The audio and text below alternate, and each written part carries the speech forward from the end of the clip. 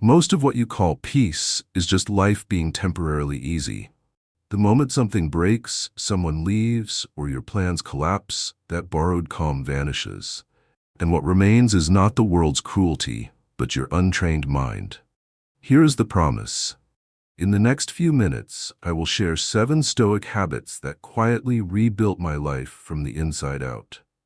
Not as a set of inspirational slogans, but as tools I used on ordinary days, when anxiety had no obvious cause, when failure felt personal, when pain demanded an explanation, when freedom looked like endless options, and when control proved to be a mirage.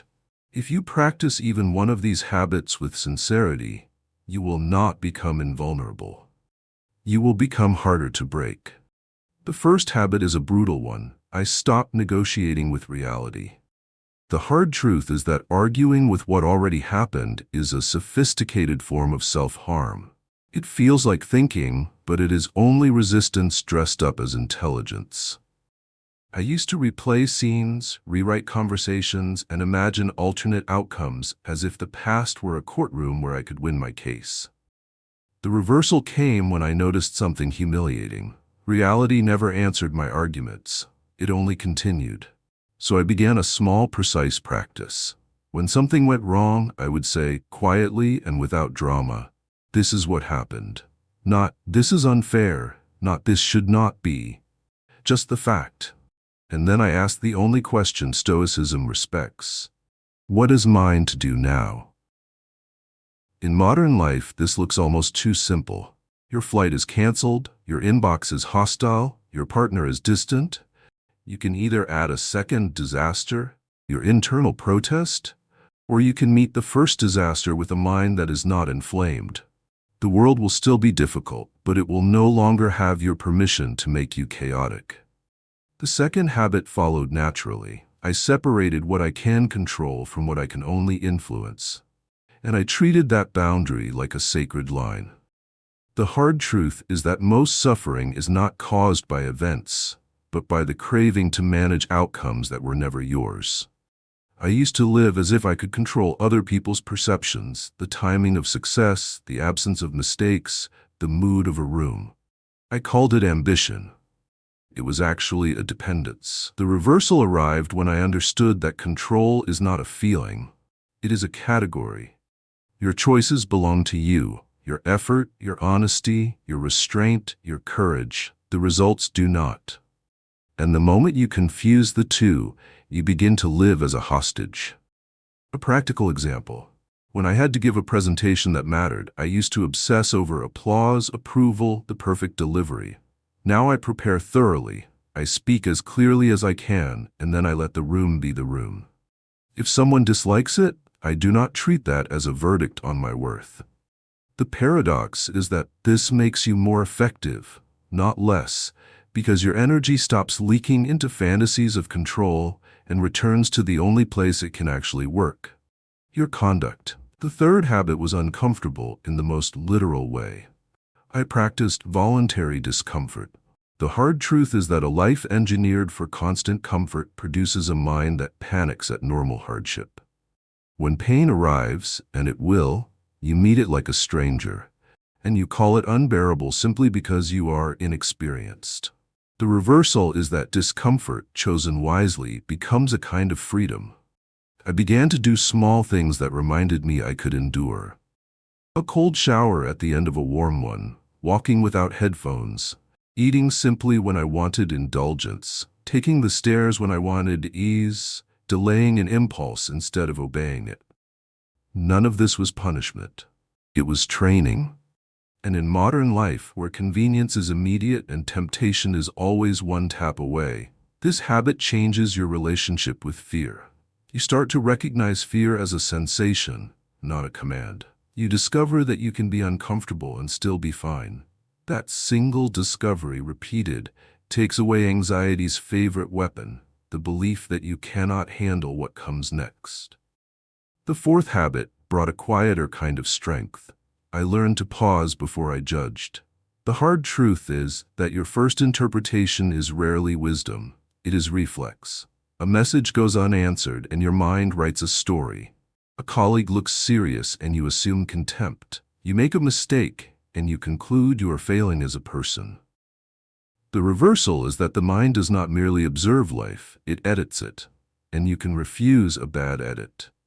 Stoicism taught me a small discipline. Between stimulus and response, I insert a moment of skepticism toward my own certainty. I ask, what else could this mean? I ask, what would I advise a friend to believe right now? In practice, this is the difference between sending a sharp text and taking a walk, between quitting a project in shame and revising your approach, between turning a minor inconvenience into a day-long mood. Modern life rewards instant reactions: outrage, certainty, performance. This habit quietly restores your dignity. You become someone who does not donate their peace to the first thought that arrives. If this kind of inner work speaks to you, subscribe so you can keep practicing with me, and leave a thoughtful comment about which habit you struggle with most. Because naming it clearly is often the first act of change. From that pause, the next habits begin to feel less like philosophy and more like a way of seeing. The fifth habit was the one I resisted because it sounded dark until it became liberating. I practiced negative visualization. The hard truth is that gratitude is unreliable when it depends on mood. You can have everything you once wanted and still feel strangely dissatisfied because the mind adapts and then demands more. The reversal is that appreciation often arrives not through addition, but through imagined loss. I began, briefly and without melodrama, to picture ordinary goods as fragile: the ability to walk without pain, a friend's voice, a parent still alive, a quiet morning, the trust in a relationship. Not to frighten myself, but to wake myself up. The practical effect is immediate. When you stop treating the present as guaranteed, you stop postponing your attention.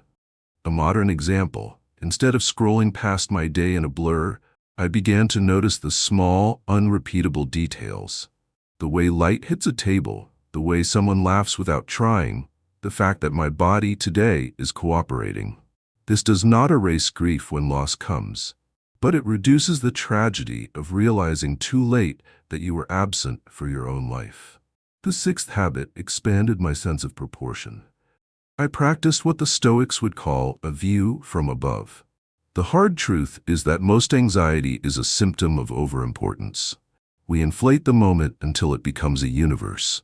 One awkward conversation, one rejection, one mistake, and suddenly the mind speaks in absolutes: always, never, ruined, finished. The reversal is that shrinking the self is not self-hatred, it is relief. When I feel trapped inside a problem, I mentally zoom out. I picture the building, then the city, then the country, then the planet at night, full of lives I will never meet, each person carrying a private struggle that feels enormous to them. This is not meant to make my life meaningless. It is meant to make my panic unreasonable. A practical example. Before a difficult meeting, I remind myself that this is 1 hour in 1 day in 1 year of a life that will end. I will do my best, speak honestly, and accept the rest. The strange miracle of perspective is that it does not make you passive. It makes you precise. You stop wasting intensity on trivia, and you save it for what actually deserves courage. The seventh habit was the deepest, and it tied everything together. I made character the center of my definition of success. The hard truth is that if your peace depends on outcomes, praise, money, status, being seen as competent, you will live on a leash held by whatever can change overnight. The reversal is that freedom is not getting what you want. It is wanting in a way that does not corrupt you. Stoicism insists that the only thing fully yours is the quality of your will, your capacity to act with justice, self-control, courage, and clear judgment. I did not become perfect, but I became oriented. In modern life, this shows up in moments that never go viral and rarely get rewarded. Telling the truth when a lie would be easier, apologizing without performing it, doing the boring work before chasing the exciting distraction, refusing to retaliate when retaliation would feel satisfying, choosing a long-term good over a short-term relief. You begin to measure your days not by how impressive they looked, but by whether you were honorable inside them. And something steadier than confidence appears: self-respect. At this point, the earlier habits stop being separate techniques and start behaving like one mind. Accept reality, and you stop fighting ghosts. Honor what you can control, and you stop begging outcomes for permission to be okay. Choose discomfort, and you stop fearing sensations. Pause before judgment, and you stop turning guesses into prisons. Imagine loss, and you stop sleepwalking through blessings. Widen your perspective, and you stop worshiping small disasters.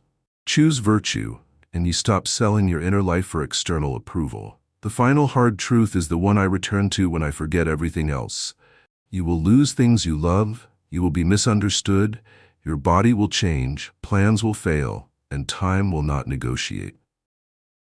But that is not a reason for despair. It is a reason to live deliberately while you still can. The calm you are seeking is not on the other side of perfect conditions. It is on the other side of a mind that no longer demands that life be easy in order to be meaningful.